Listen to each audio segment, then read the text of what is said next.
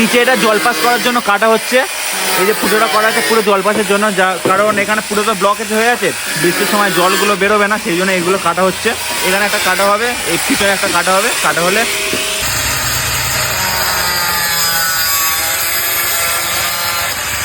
মাল এখন সমান করে কাটা হচ্ছে। এইটাও কেটে দেবে? হ্যাঁ, কাটা হয়ে গেছে, এই কাটা কাটছে, এবার এই সাইডটা কাটলে হয়ে যাবে। এই যে নাটটা এখানে বসিয়ে দিয়েছি, এবার এটা টাইট করতে হবে জাস্ট। নাটটা ঠিক এই জায়গাটা এবার লেগে যাবে, এখানে ফুটো করলে, এখানে যে ফুটো করে এনেছি তো এটার সাথে এখানে পুরো লেগে যাবে। এই যে এখন এটা ফুটো করার কাজ চলছে সামনে, এই দুটো এখন ফিটিংস হয়ে গেছে, এটা ফুটো করার কাছে ফুটো হয়ে গেছে এটা প্রপারলি, তো এটা হয়ে গেছে। এটা এবার এই জায়গাটা লেগে যাবে। টোটাল এই কটা লাগবে সামনটা একটু নিচু করার জন্য, এই বড় বোলটা, এই দুটো ওয়াশ আর এই 8-এর নাট, ঠিক আছে, এটা লাগবে। তো এটা এইভাবে ফিটিংস করতে হবে, দেখাচ্ছি।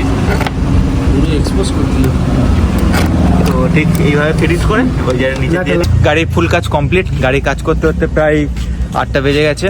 তো সেই 4টের সময় এসেছিলাম, এখন 8টা বাজে, 4 ঘন্টার মতো লাগলো। তো তোমাদের এবার দেখাচ্ছি আমার সামনে গাড়িটা দাঁড় করানো আছে, কেমন লাগছে দেখো। This is the beast.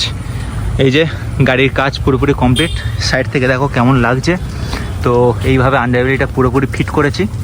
তো আন্ডারবেলিটা একটু হালকা ডাউন করে লাগানো আছে, আর আমার আন্ডারবেলিটা দেখো অনেকটা উঁচু করা আছে, কারণ এই যে পাত্তিটা, এই পাত্তিটা তোমরা দেখলাম 4টে পাত্তি একসাথে কেটেছিলাম, এই পাত্তিটা হচ্ছে আমার জন্য করেছি, ওই পাত্তিটা দিয়ে নামিয়ে দেবো।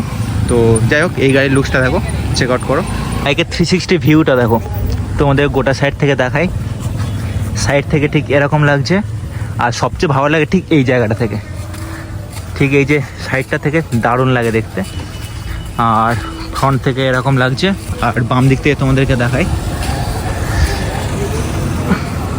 বাম দিক থেকে ঠিক গাড়ির লুকসটা সেরা লাগছে। এই দুটো বাইকের মধ্যে তোমাদের কোন লুকসটা বেশি সুন্দর লাগছে তোমরা সেটা কমেন্ট করে জানাও, রেডটা না ব্ল্যাকটা।